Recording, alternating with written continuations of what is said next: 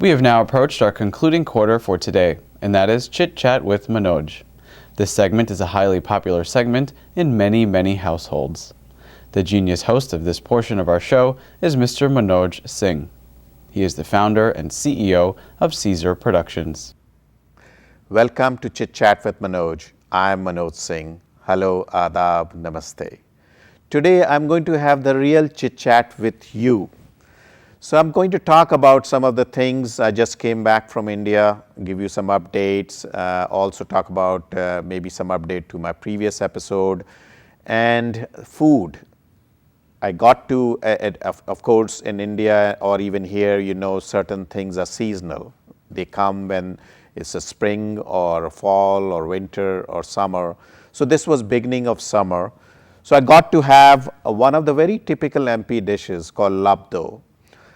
This is a dish which is dried bear or jujube and lightly boiled in jaggery or gur. And it's sweet and sour. You sprinkle some salt and pepper on it and have. Dona jo kehte the usme milta tha ye. We used to run during the break or after the school to have it from this buy.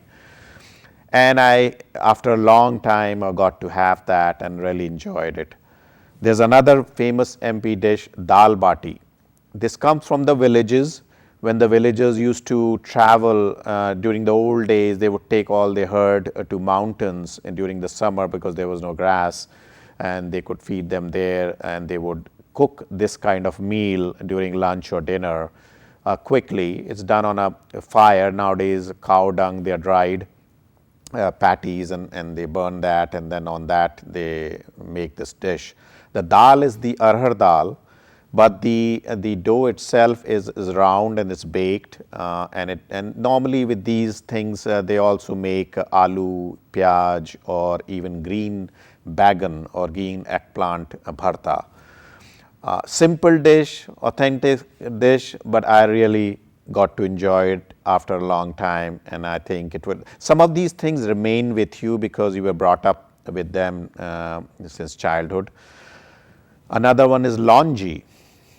I think for a lot of you in this audience, you might not relate to it, but when I tell you, these are ripe, fresh mangoes which are not yet ripe, green, which are cut. It's like pickle. It's a pickle, but it has a short life. It's quickly made in kitchen, just a little bit of oil and some masala, and then of course sugar. It's sweet and sour. And the life is short because it's made, it's not full oil, but it's made in water as well. So maybe it lasts for 1 week.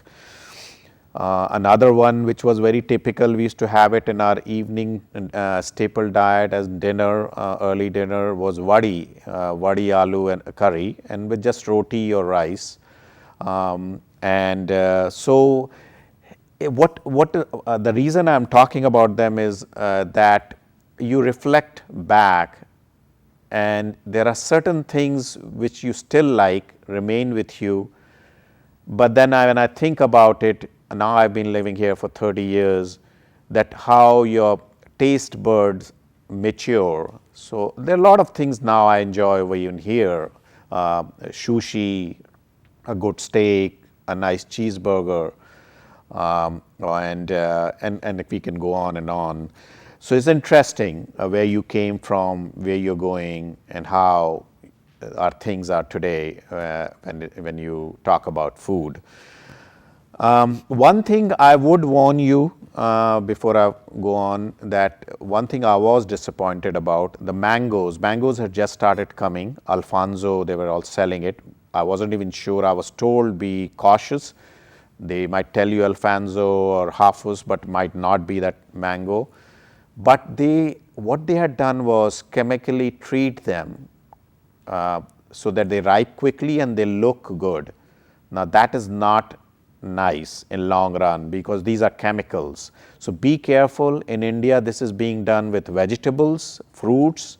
So I will warn you that wash them nicely and take some precaution. Make sure that you don't eat them as soon you land there, and normal precautions. And bhajis, a lot of good bhajis were coming. I love methi, palak, and lal bhaji, which you don't get over here, and even called bareje ki bhaji. Bareja is a place, it's a covered place where pan is grown, and in that there's a bhaji, special bhaji. Now, again, it might be sounding very MP. People who are from MP, UP might relate with me, or Bihar. And jamun was coming. So I remembered playing hide and seek in jamun trees and mango trees while growing up in my village. Sweet memories. वो कहते हैं ना कि कोई लौटा दे मेरे वो बचपन के दिन. Now, switching the topic completely, going to politics. I remember I had done one episode on the excitement of Modi becoming our prime minister. There was a lot of hope. So I have been doing some of the homework there. I spoke to some of the locals, even my own servants and drivers, because that's where you get the real story. They are a little disappointed. They feel like, yeah, it's very good that he's going to all these foreign countries, France and Japan, because they don't know all the high level business plans and strategy. That might be his long term strategy of bringing in industry jobs. But at local level, they're disappointed because one is mehengai, inflation, and second, corruption. They don't see any change. They feel like everything is still the same. So I don't know what Modi's government's strategy is. Maybe it's like Obama's, that first 1 or 2 years, let's attack, have a long-term plan and do some big things like Obama did healthcare. And maybe towards the last 2-3 years, he'll focus more on the local issues. Now, that could be possible. But I just wanted to give you what people are thinking about. And if the election were to be held today, you will see a big surprise. Railways, I had talked about, that how when we go to the restroom or bathroom, how everything falls on the track and it looks really ugly and smells bad. But things are changing now. I took trains, the bathrooms have been improved. I saw a lot of improvement in different areas. The bedding which was given to me was very neat and clean, dry cleaned. The food was all, I heard they are doing strict inspection. It comes in the trays, aluminum trays, just like you get in the flight. And then main railway junctions, there were people in dress actually who came in and cleaned the whole compartment very thoroughly. So I was impressed a little bit. The AC was working, thank God. It was 110 degrees, which is almost 42 Celsius. And so I am seeing improvements. I hope they will continue to do that. I saw some improvement even in the highway. Like I said, I go between certain cities, and this highway, this is called a national highway. This actually project was started by Prime Minister Bajpayee, but I'm happy that Modi is now accelerating those, connecting major cities all the way from Kanyakumari to Kashmir. So there are certain places where I took this highway, very well made. They now look like international level. I hope India continues that trend. It was very important to get the infrastructure in place. Now, I want to talk about, I happened to just listen to one of my old episodes, expensive wedding. I started off with saying that, the rich, of course, can afford and can do whatever they want.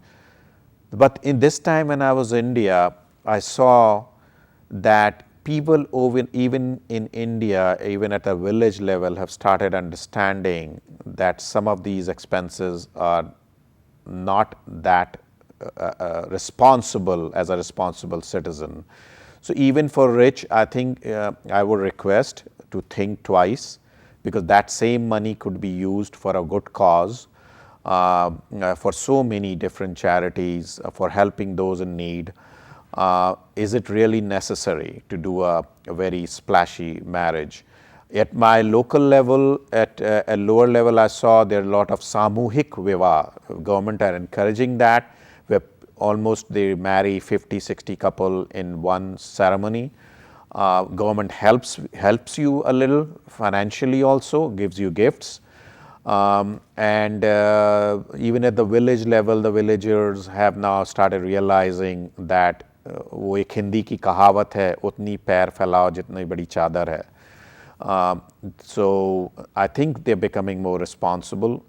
As you all know, marriage itself is event, which is happy event, but the actual marriage starts after the event, where the challenges are, where the couple have to like each other. Hopefully you find the right mate, the right friend whom you can live with happily. You have to make a lot of adjustments because both bride and bridegroom come from different environment, families. And basically I'm requesting that let's be more responsible. India is always interesting. There are challenges. There are pros and cons, like we have pros and cons over here. Hopefully the younger generation will make a difference, and I'm sure India will be, hopefully India will be on the right path, and a lot of the things which we worry about will be fixed in the near future. इस trip का एक और बहुत अच्छा मेरे को लगा, I don't know सब के अलग अलग विचार होते हैं.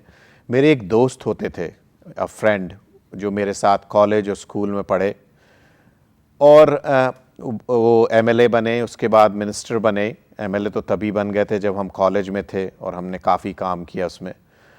और अभी कुछ दिनों पहले मेरी एज के उनका देहांत हो गया. He died in Delhi 2 years back. उनके 3 बच्चे थे. एक डॉटर की तो शादी हो चुकी थी, one got married, and one daughter and son were left. तो last one was the son. They called me, they looked upon me as their father. Although in Chhattisgarh at this time the weather was quite hot, 110, but I don't know why from inside I felt it was my duty or something like that, a moral duty to go and attend that marriage, give them my blessings. And I'm so happy that all his children are now well settled. And I'm very happy that I made that decision, because once I was there, they were very happy, and that is all about. I met so many people after 32 years who I worked with in his political campaign, and all said and done, I felt very good. One of the other things I would like to add now, I've talked about India's progress, that I think one of the biggest challenges India has is population, and the second one is corruption. If those two are dealt with, I see a very bright future for India, and hopefully they will go in that direction. Thank you all. Nice talking to you. Have a nice summer vacation. And like I always say, life is short. Have fun. Thank you and goodbye.